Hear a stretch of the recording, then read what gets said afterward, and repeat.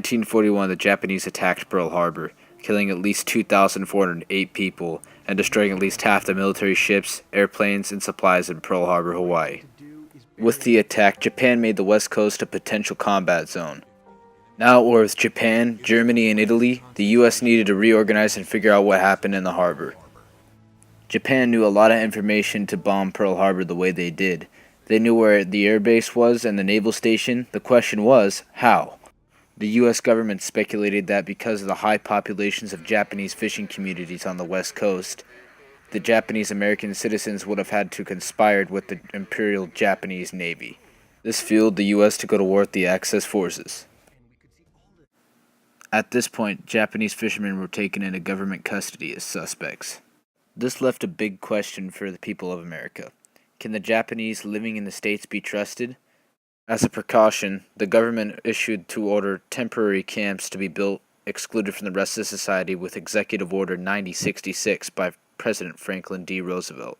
No one knew what would happen among this concentrated population if Japanese forces should try to invade our shores. This picture tells how the mass migration was accomplished. Neither the Army nor the War Relocation Authority relished the idea of taking men, women, and children from their homes, their shops, and their farms.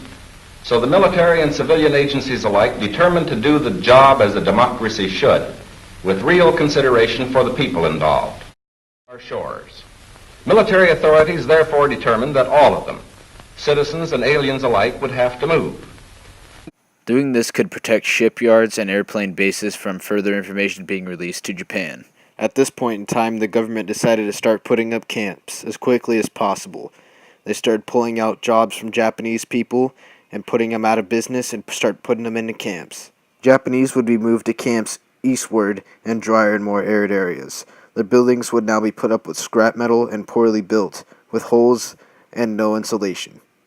Japanese people were given about 48 hours to get out of their homes and grab everything they could from their homes while their homes would be locked up and possibly abandoned. Their transportation would be by bus, and it would be to the arid areas of the new camps that were being built. Once people lost their jobs at stores, they replaced the jobs at the camps. After the national emergency was taken care of by the military, the Japanese people were left to suit for themselves, with the exception of health care and food necessities. Food quality was often so bad they didn't even feed it to their own dogs. Many would argue that rice was the only fresh thing served there.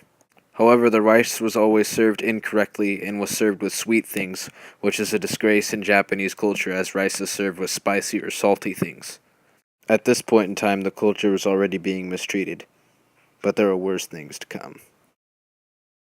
Now that the Japanese Americans have left their homes for the camps, and left their properties exposed for vandalism.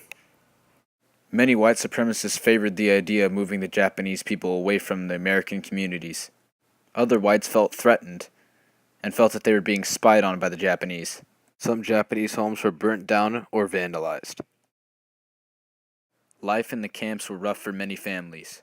Fathers resorted to alcoholism and abusing their family. Mothers left the camps with broken hearts. Despite the abuse and the adversity, families stuck together for the most part. It was sufferable, but they were going to get through it together. Kids stuck together and made good bonds and friendships, and played baseball in the camps quite often. Kids found activities such as tag and baseball to be a good way to exercise their energy. Life in the camps continued to be depressing and arid. The food was rotting, and the elderly were dying. The internment camps would soon be coming to a close along with the war.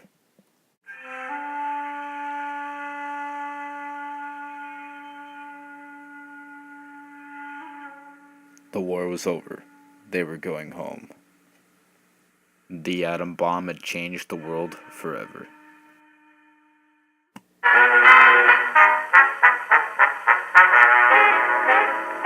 Just because my hair is curly, just because my teeth are pearly, oh, just because I always wear a smile, like to dress up in the lady style.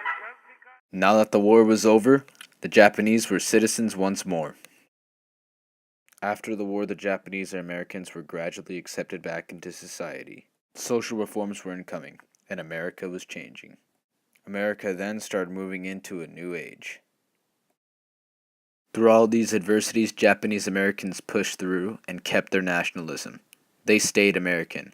I would encourage anyone to take this approach when our differences get in front of each other.